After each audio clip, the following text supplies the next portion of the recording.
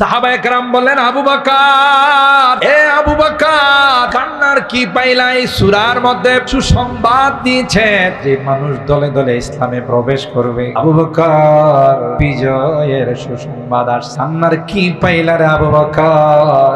হযরত আবু বকর বলেন, তোরা বুঝবি না, এই সূরায়ে নাসার আমার নবীর মৃত্যুর সংবাদ নিয়ে দুনিয়াতে আসছে। কি করে বুঝলাম মৃত্যুর সংবাদ নিয়ে আসছে? আবু বকর কয়, আল্লাহ পাক আমার হাবিবকে বলেন, ফাসাব্বিহ বিহামদি রাব্বিকা ওয়াস্তাগফির ইন্নাহু কানা তাওয়াবা।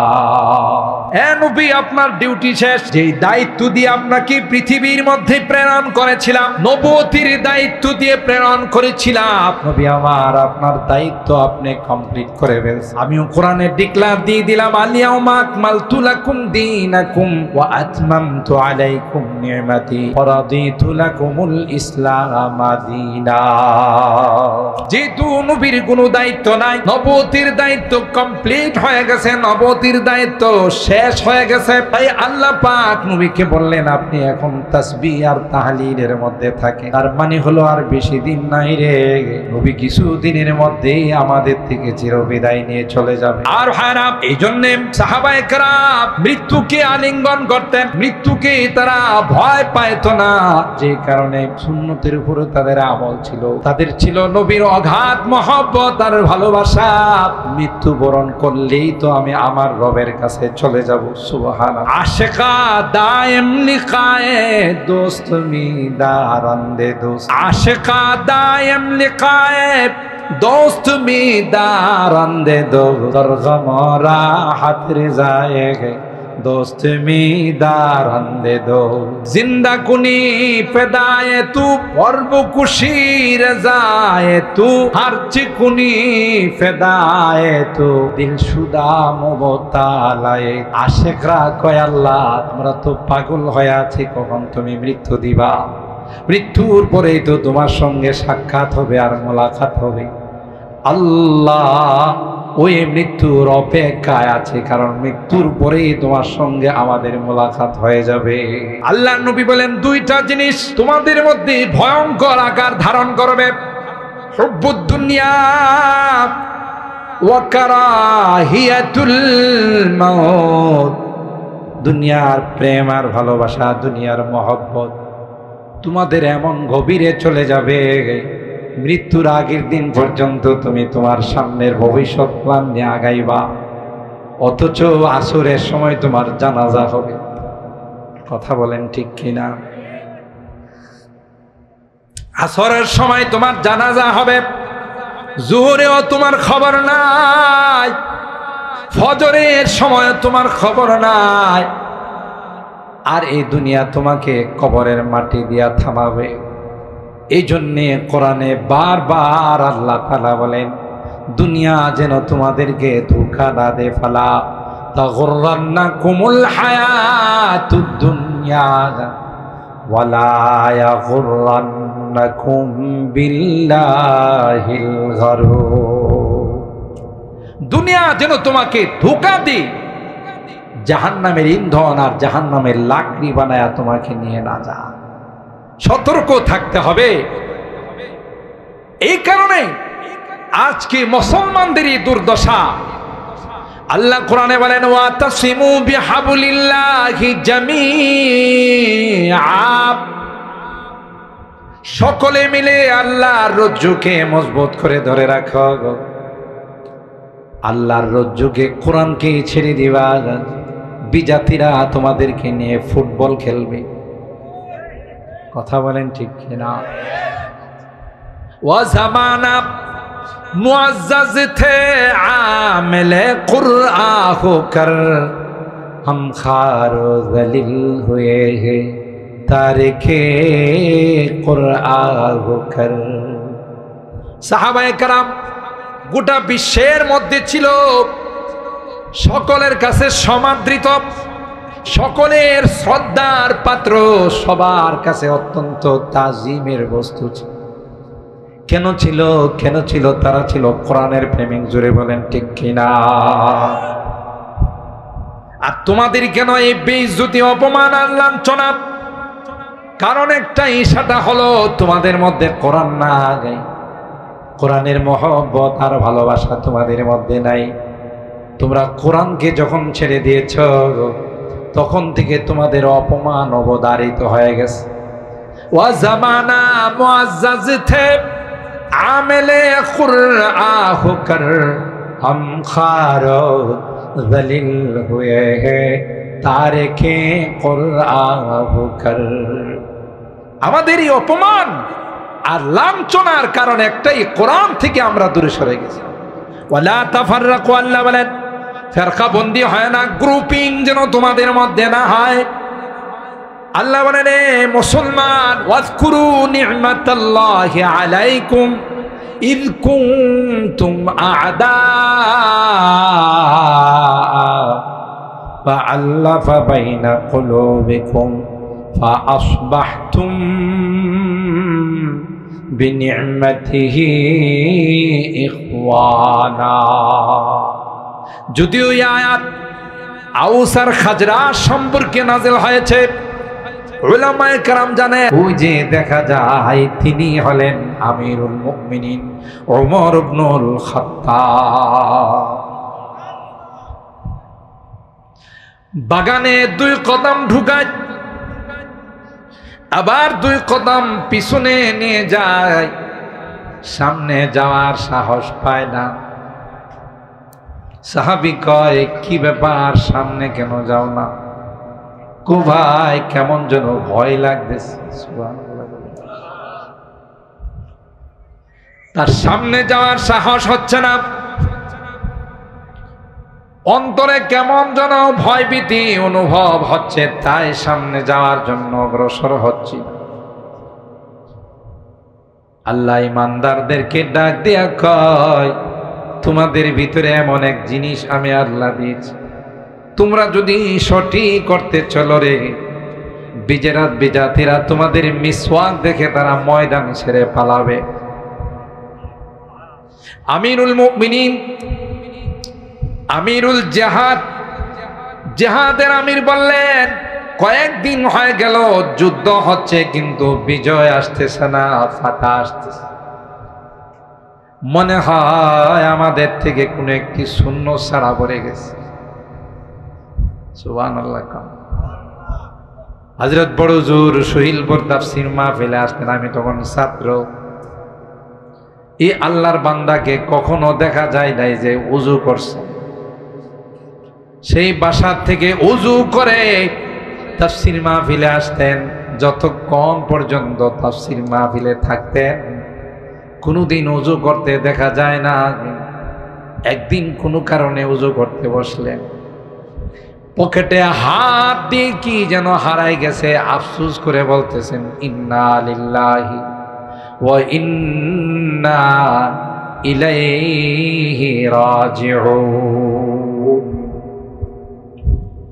আমরা মনে করছি হয়তো টাকা পড়ে গেছে, না হয় কোনো দামি জিনিস পকেট থেকে পড়ে গেছে। জিজ্ঞাসা করলাম, হুজুর কি হারাই গেছে?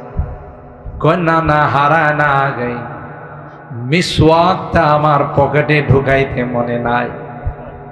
মিসওয়াক করা ছাড়া আমি ওযু করব আর এই ওযু দিয়ে কথা বলবো, আমার একটা কথাও আজকে মানুষের মধ্যে আসর করবে না।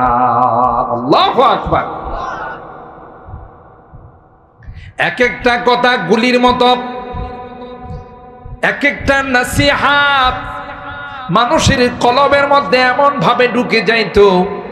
আমরা দেখেছি যে মানুষগুলো একসময় জোয়ারি ছিল, যে মানুষগুলো একসময় চুরি ডাকাতি করত, যে মানুষগুলো নামাজ পড়তো না, আল্লাহর ওলির কথাগুলো তাদের দিলের মধ্যে এমন ভাবে আঘাত করত, এমন ভাবে যায় বিনত।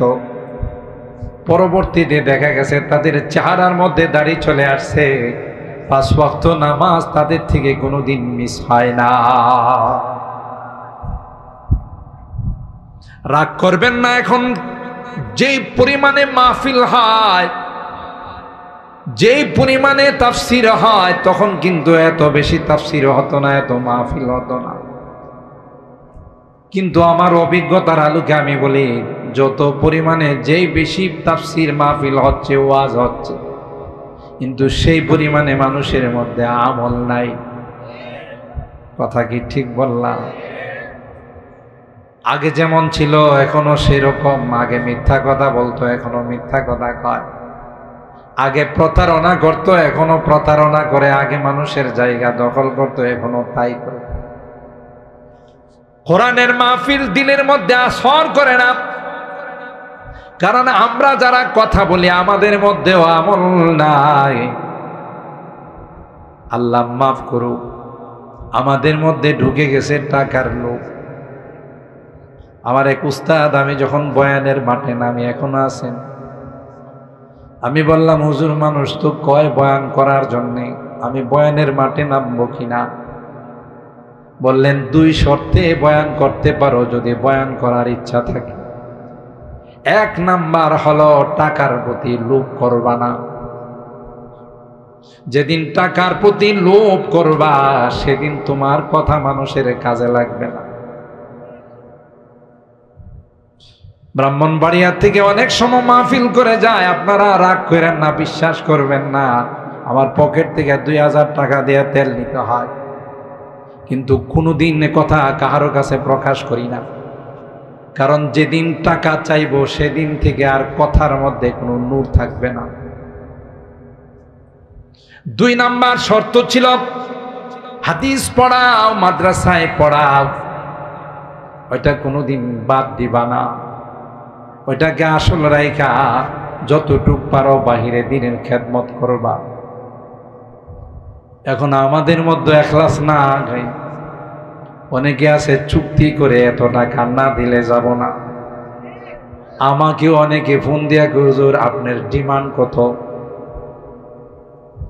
আমি বলে আমার ডিমান্ড যেহেতু বলছেন 2 লাখ। হুজুর এত টাকা? আমি যেহেতু ডিমান্ড বলছেন আমার চাইতেই হবে, কম সম চায় লাভ কি? 2 লাখ দিবেন? হুজুর এত তো দিতে পারবো না। তাহলে বলেন এত দর কষাকষি হোক, কত দিতে পারবে?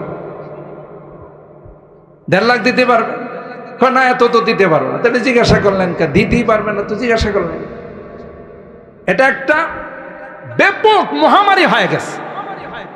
ছোট ছোট বাচ্চাগুলো বয়ান করে, এরা কন্টাক্ট করে বয়ানে যায়, এজন্য কোন রকমের আসর হয় না কথার মধ্যে। এ খতিবে বাঙ্গাল কতদিন যাবৎ মাঠে আছে, আজ পর্যন্ত আমি দেখি নাই কোথাও টাকা পয়সা নিয়ে কোনো বার্গেনিং করছে। কথা বলেন ঠিক কিনা? কারণ এরা বড়দের সুহবত পাইছে।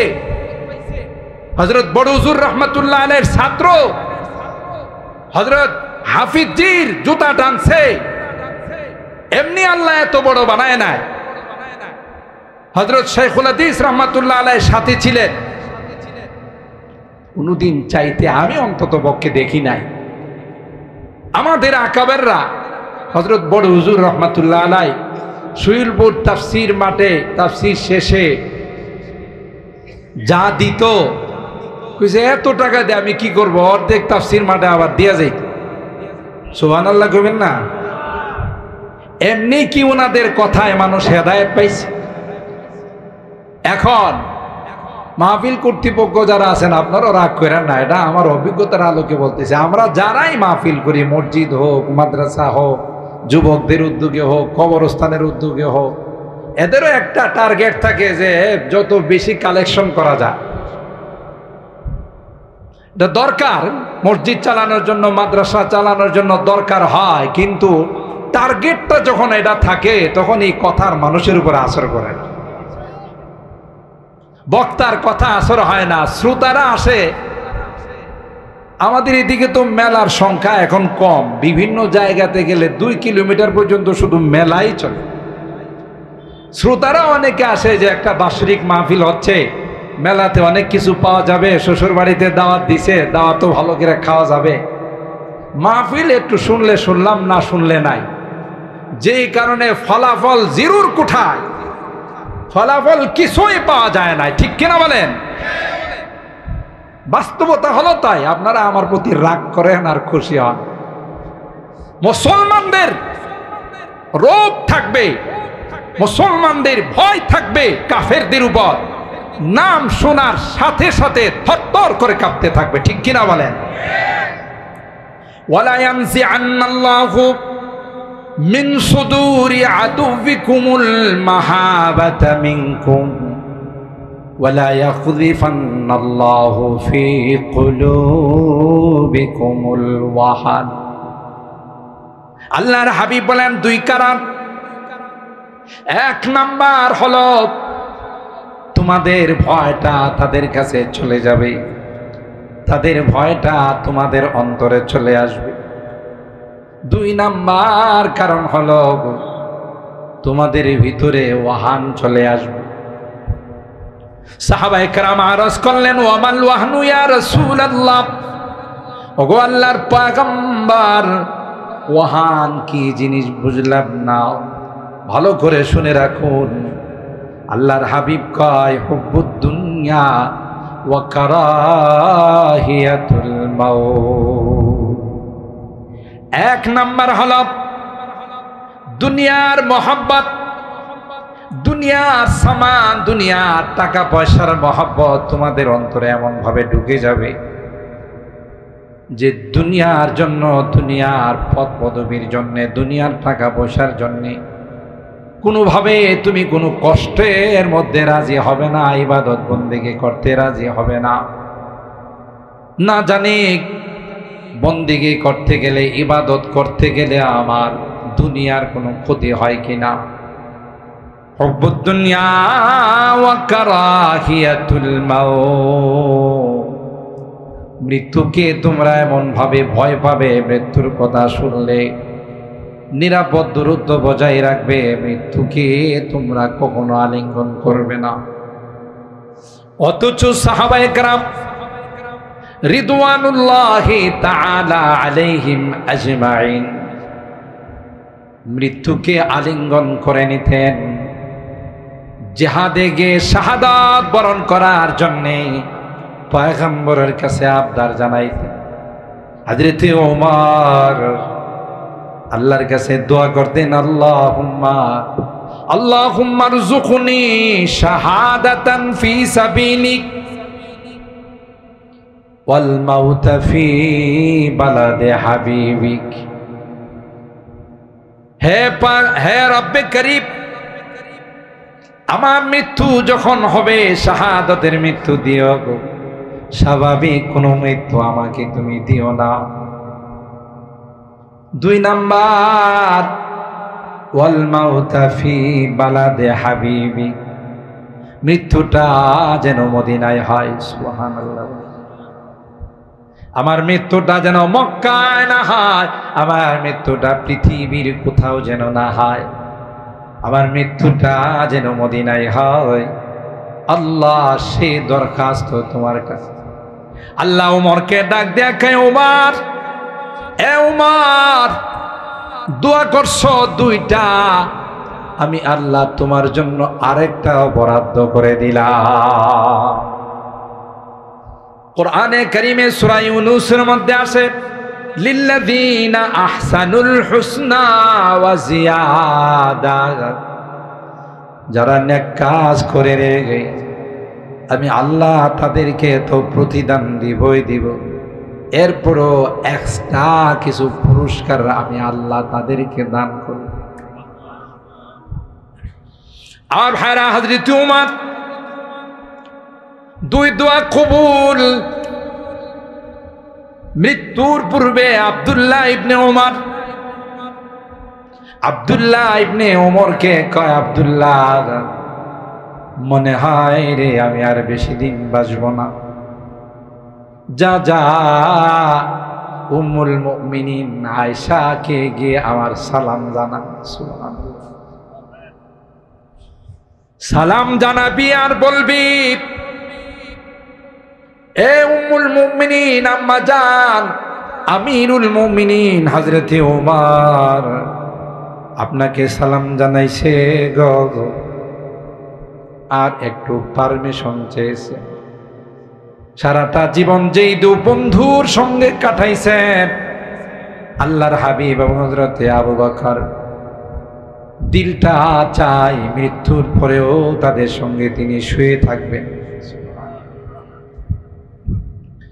নবীরা যেখানে ইন্তেকাল করেন তাদের দাফন সেখানে হয়। আম্মা জান আয়েশা সিদ্দিকা রাদিয়াল্লাহু তাআলা আনহা আল্লাহর কাছে দোয়া করতেন, আল্লাহ তোমার নবী আমাকে এত ভালোবাসে, এত মহব্বত করে গো, তোমার নবীর ইন্তেকালটা যেন আয়েশার কুলের মধ্যে হয়। তাই হলো আল্লাহর নবী যখন মৃত্যুর সময় যখন ঘনিয়ে গেল, বারবার আল্লাহর হাবিব বুখারী শরীফের মধ্যে আসে, জিজ্ঞাসা করে আইনা আনা গাদান, আমি আগামীকাল কার ঘরে থাকব? আম্মা জানরা বুঝে ফেলছে যে আল্লাহর নবী তো আয়েশার ঘরে যাইতে চায়। আম্মা জান আয়েশা সিদ্দিকা রাদিয়াল্লাহু তাআলা আনহা বলেন, নবী আমার ঘরে চলে আসলে। আল্লাহর নবী ব্যথায় কাতর হয়ে আমার কুলে বসে আছেন, মাথাটা আমার রানের উপরে আছে। এই মুহূর্তে আজরাইল আলাইহিস সালাম আয়েশা বললেন, ওগো নবী, আল্লাহ আপনাকে সালাম জানাইছে।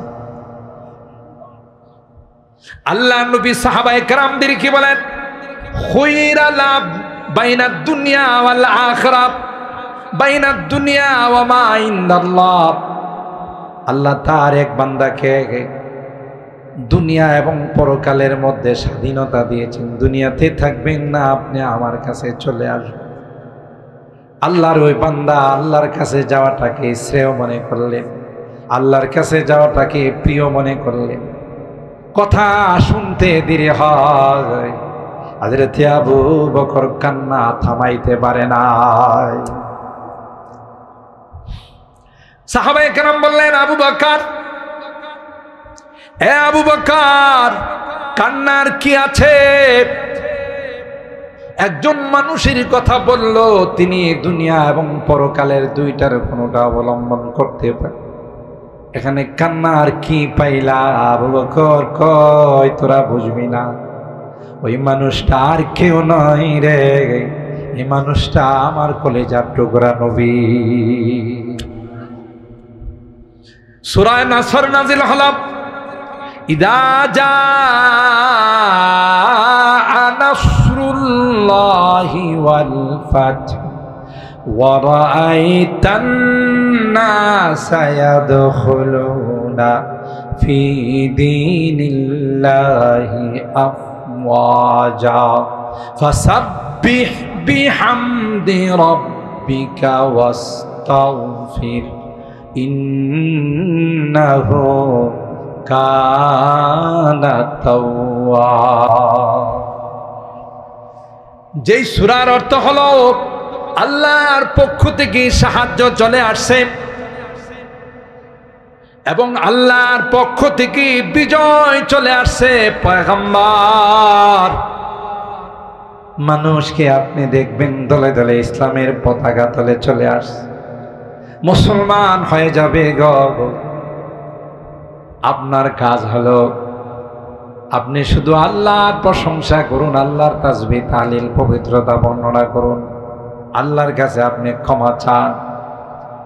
এই সূরা নাযিল হতে দেরি হয়, হযরতে সিদ্দিক আকবর মসজিদের কোনায় যায় বাচ্চার মতো কান্না শুরু করে দিলেন। সুবহানাল্লাহ।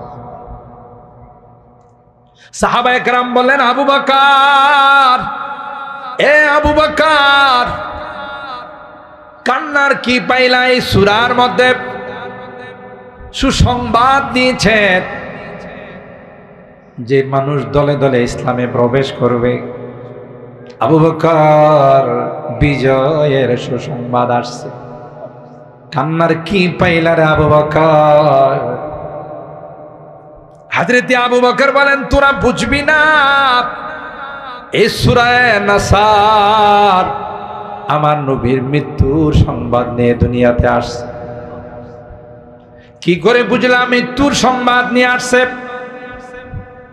আবু বকর কয়, আল্লাহ পাক আমার হাবিবকে বলেন, ফাসাব্বিহ বিহামদি রাব্বিকা ওয়াস্তাগফির ইন্নাহু কানা তাওয়াবা। এ নবী, আপনার ডিউটি শেষ। যে দায়িত্ব দিয়ে আপনাকে পৃথিবীর মধ্যে প্রেরণ করেছিলাম, নবুয়তির দায়িত্ব দিয়ে প্রেরণ করেছিলাম, নবী আমার, আপনার দায়িত্ব আপনি কমপ্লিট করে ফেলছেন। আমিও কোরআনে ডিক্লার দিয়ে দিলাম, আল-ইয়াউমা আকমালতু লাকুম দীনাকুম ওয়া আতমামতু আলাইকুম নি'মাতি ওয়া রাদিতু লাকুমুল ইসলাম দীনা। যেহেতু নবীর কোনো দায়িত্ব নাই, নবুয়তির দায়িত্ব কমপ্লিট হয়ে গেছে, নবুয়তির দায়িত্ব শেষ হয়ে গেছে, তাই আল্লাহ পাক নবীকে বললেন, আপনি এখন তাসবিহ আর তাহলিলের মধ্যে থাকেন। তার মানে হলো আর বেশি দিন নাই রে, নবী কিছু দিনের মধ্যেই আমাদের থেকে চিরবিদায় নিয়ে চলে যাবে। আর হারাম, এই জন্যে সাহাবায়ে কেরাম মৃত্যুকে আলিঙ্গন করতেন, মৃত্যুকে তারা ভয় পাইত না, যে কারণে সুন্নতের উপরে তাদের আমল ছিল, তাদের ছিল নবীর অগাধ মহব্বত আর ভালোবাসা। মৃত্যুবরণ করলেই তো আমি আমার রবের কাছে চলে যাব। সুবহানাল্লাহ। আশিকা দায়েম লিকায়ে দোস্ত মি দারন্দে দোস্ত, আশিকা দায়েম লিকায়ে দোস্ত মি দারন্দে দোস্ত, দরগম রাহত রিজায়ে গে दोस्त मी दारंदे दोस्त, जिंदा कुनी फिदाए तू वर्ब कुशी रजाए तू, हर चिकुनी फिदाए तू दिल शुदा मुबतालाए तू। आशिकरा कय आल्लाह, আমরা তো পাগল হয়ে আছি, কখন তুমি মৃত্যু দিবা, মৃত্যুর পরেই তো তোমার সঙ্গে সাক্ষাৎ হবে আর মোলাকাত হবে। আল্লাহ ওই মৃত্যুর অপেক্ষায় আছে, কারণ মৃত্যুর পরেই তোমার সঙ্গে আমাদের মোলাকাত হয়ে যাবে। আল্লাহর নবী বলেন, দুইটা জিনিস তোমাদের মধ্যে ভয়ঙ্কর আকার ধারণ করবে, হুব্বুদ দুনিয়া ওয়া কারাহিয়াতুল মাউত। দুনিয়ার প্রেম আর ভালোবাসা, দুনিয়ার মহব্বত তোমাদের এমন গভীরে চলে যাবে, মৃত্যুর আগের দিন পর্যন্ত তুমি তোমার সামনের ভবিষ্যৎ প্ল্যান নিয়ে আগাইবা, অথচ আসরের সময় তোমার জানাজা হবে। কথা বলেন ঠিক কিনা? আসরের সময় তোমার জানাজা হবে, জোহরেও তোমার খবর নাই, ফজরের সময় তোমার খবর নাই, আর এই দুনিয়া তোমাকে কবরের মাটি দিয়া থামাবে। এই জন্যে কোরআনে বারবার আল্লাহ তাআলা বলেন, দুনিয়া যেন তোমাদেরকে ধোঁকা না দে, ফালা তাগুররান্নাকুমুল হায়াতুদ দুনিয়া ওয়ালা ইয়াগুররান্নাকুম বিল্লাহিল গারুর। দুনিয়া যেন তোমাকে ধোঁকা দেয়, জাহান্নামের ইন্ধন আর জাহান্নামের লাকড়ি বানায়া তোমাকে নিয়ে না যা। সতর্ক থাকতে হবে। এই কারণে আজকে মুসলমানদের এই দুর্দশা। আল্লাহ কোরআনে বলেন, ওয়াতাসিমু বিহাবলিল্লাহি জামিআ, সকলে মিলে আল্লাহর রজ্জুকে মজবুত করে ধরে রাখো। আল্লাহর রজ্জুকে, কোরআনকে ছেড়ে দিবা, বিজাতিরা তোমাদেরকে নিয়ে ফুটবল খেলবে। কথা বলেন ঠিক কিনা? ওয়া জামানা মুআজ্জাজ থে আমিলে কুরআ হোকর, हम खार जलील हुए हैं तारिके कुरआ होकर। সাহাবায়ে কেরাম গোটা বিশ্বের মধ্যে ছিল সকলের কাছে সমাদৃত, সকলের শ্রদ্ধার পাত্র, সবার কাছে অত্যন্ত তাজিমের বস্তু ছিল। কেন ছিল? কেন ছিল? তারা ছিল কোরআনের প্রেমিক। জোরে বলেন ঠিক কিনা? আর তোমাদের কেন এই বেইজ্জতি, অপমান আর লাঞ্ছনা? কারণ একটাই, সেটা হলো তোমাদের মধ্যে কোরআন নাই, কোরআনের মহব্বত আর ভালোবাসা তোমাদের মধ্যে নাই। তোমরা কোরআনকে যখন ছেড়ে দিয়েছ তখন থেকে তোমাদের অপমান অবধারিত হয়ে গেছে। ওয়া জামানা মুআজ্জাজ থে আমেলে কুরআহ কর हम खारो जलील हुए हैं तारिके कुरआन कर। আমাদের এই অপমান আর লাঞ্ছনার কারণ একটাই, কোরআন থেকে আমরা দূরে সরে গেছি। ওয়ালা তাফাররাকু, আল্লাহ বলেন ফিরকা বন্দী হয় না, গ্রুপিং যেন তোমাদের মধ্যে না হয়। আল্লাহ বলেন এ মুসলমান, ওয়াজকুরু নি'মাতাল্লাহি আলাইকুম ইয কুনতুম আ'দাআ ফাআল্লাফা বাইনা কুলুবিকুম ফাআসবাহতুম বিনি'মাতিহি ইখওয়ানা। যদিও এই আয়াত আউস আর খাজরাজ সম্পর্কে নাযিল হয়েছে, উলামায়ে কেরাম জানেন আল ইবরাতু বিউমুমিন নাস বিউমুমিন নুসুস লা বিখুসুসিল মাওয়ারিদ। কোরআনের শব্দ বলে তোমরা একটা সময় জাহান্নামের কিনারায় ছিলে, জাহান্নামে মৃত্যুবরণ করলে তোমরা চলে যাই। আমি আল্লাহ ইমানের দৌলত দি তোমাদেরকে মুসলমান বানায়া ওই জাহান্নামের শাস্তি থেকে, জাহান্নামের আযাব থেকে আমি আল্লাহ তোমাদেরকে রক্ষা করে জান্নাতের মেহমান বানাই দিলাম। কি শুকরিয়া আদায় করছো, জীবনের কি শুকরিয়া তোমরা আদায় করলে? উল্টা না শুকরি করো, নামাজ পড়ো না, হালাল কামাই করো না, মিথ্যা কথা বলো, প্রতারণা, ধোঁকাবাজি, এগুলোতে তোমরা লিপ্ত হয়ে গেছো। আরে নাফরমান, তোকে যেই সকল নিয়ামত আমি আল্লাহ দিয়েছি, গোটা জিন্দেগি সিজদায় পড়ে থাকলেও এই সকল নিয়ামতের শুকরিয়া আদায়, ঠিক কিনা বলেন? ওয়া কুনতুম আলা শাফা হুফরাতিম মিনান নার। আউস আর খাজরাজ এদের মধ্যে চির বৈরিতা ছিল, চির শত্রুতা ছিল।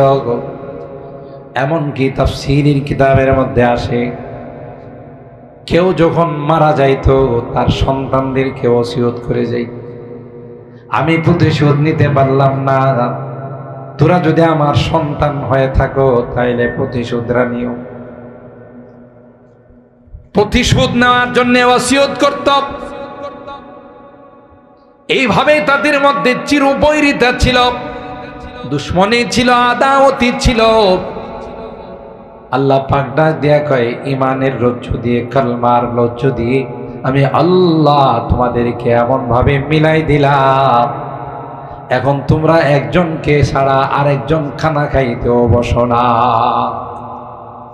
এমনকি যখন মুহাজিররা হিজরত করে আনসারদের কাছে গেলেন, মদিনার আনসারী সাহাবীরা মুহাজিরকে ডাক দেয়া কয়, ভাই সব কিছু ফেলে তোমরা দ্বীনের জন্য, ইসলামের জন্য বাড়ি ত্যাগ করলা, গাড়ি ত্যাগ করলা, আত্মীয় স্বজন হারাইলা, জায়গা জমি সব কিছু ছেড়ে দিয়ে আসলাম, মাতৃভূমিটা পর্যন্ত ত্যাগ করে আসলাম, তোমাদেরকে স্বাগতম, আহলান সাহলা, তোমাদের জন্য মারহাবা। তবে ভাই আমরা তোমাদের কি সহযোগিতা করতে পারি?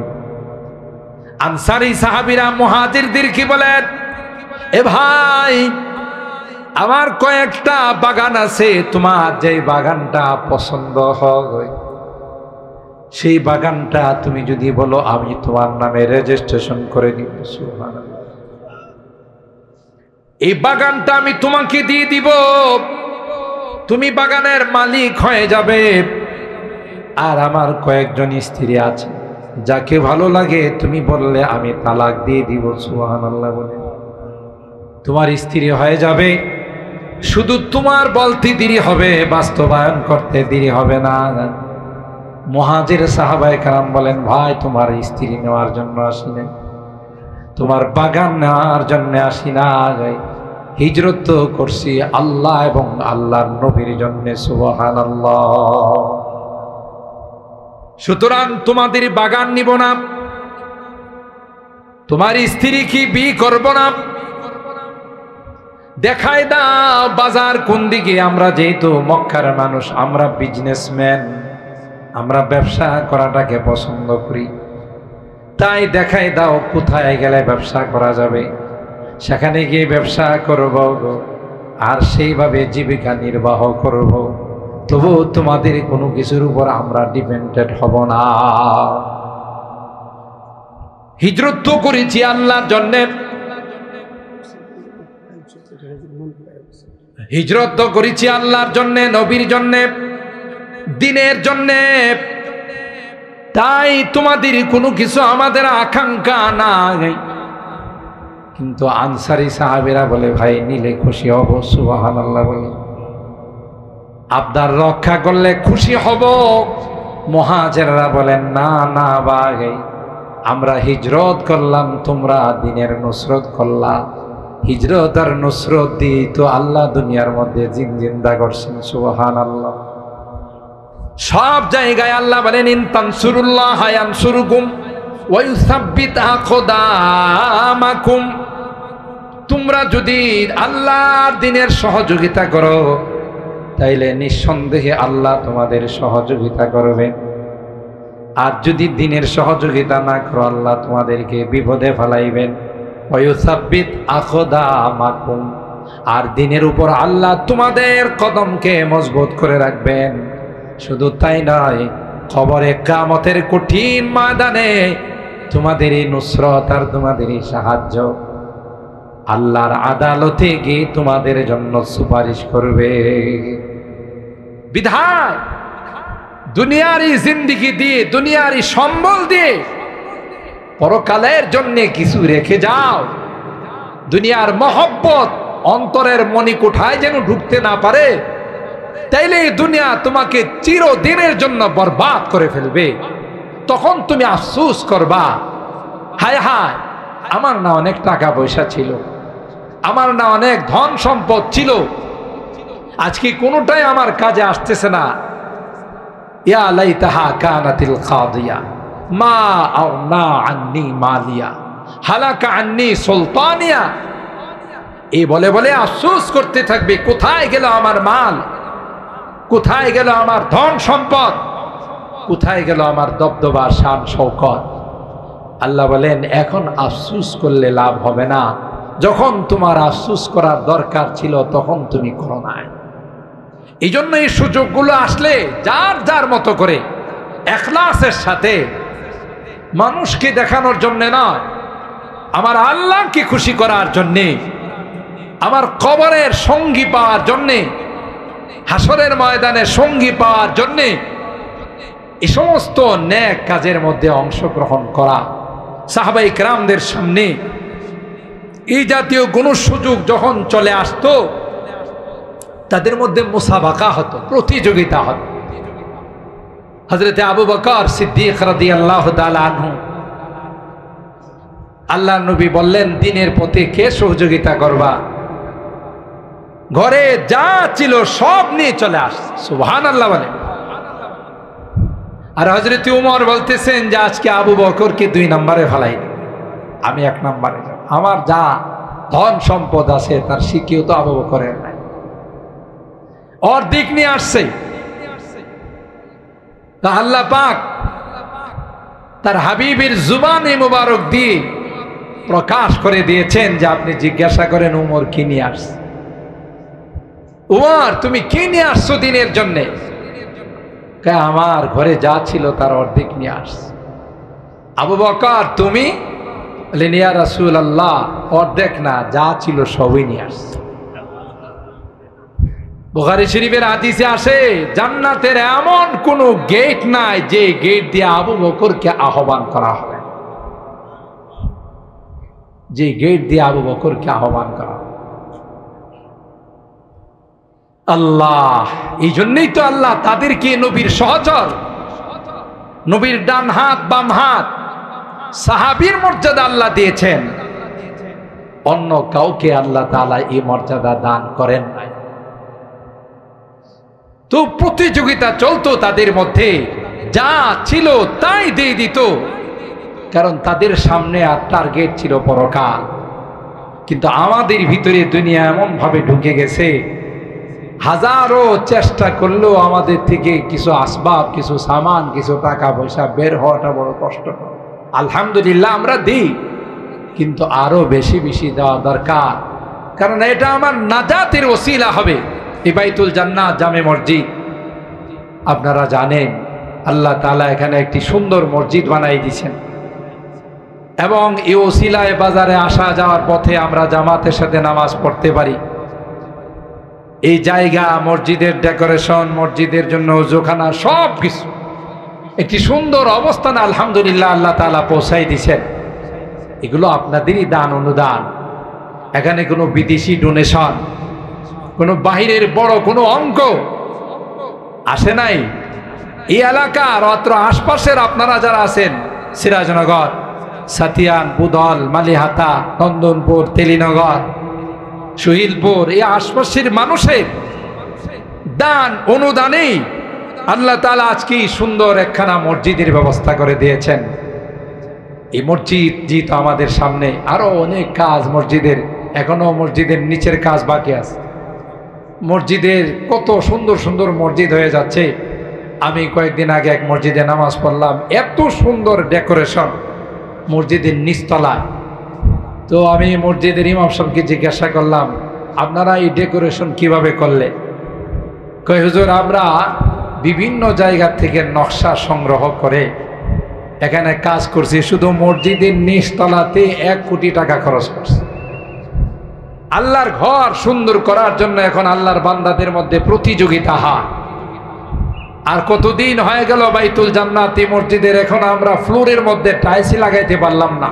আপনারা পোস্টারে নাম দেখেছেন, খতিবে বাঙ্গাল হযরতুল আল্লামা জুনায়েদ আল হাবিব দামাত বারাকাতুহুম কিছুক্ষণের মধ্যেই আমাদের মাঝে উপস্থিত হয়ে যাবেন ইনশাআল্লাহ। আজকের মাহফিলের যিনি প্রধান আকর্ষণ, যাকে বাংলার তারেক জামিল বলা হয়,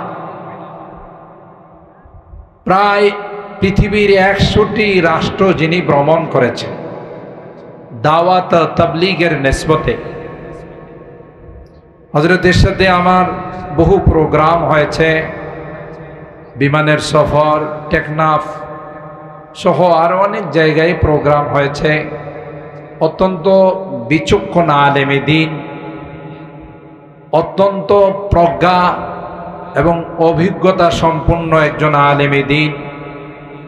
তিনিও কিছুক্ষণের মধ্যেই ইনশাআল্লাহ আমাদের মাঝে চলে আসবেন। আমার মনে হয় আমরা যারা এখনো দোকানপাটে, বাজারে, মেলাতে এই সুন্দর প্যান্ডেল, সিরাজনগরের যুবকরা আজকের এই সুন্দর প্যান্ডেলের আয়োজন করেছে, মাহফিলের আয়োজন করেছে, তাদের ইখলাস এবং তাদের নেক নিয়তের বরকতে আল্লাহ তাআলা আজকের দিনটাকেও ভালো রেখেছেন আলহামদুলিল্লাহ।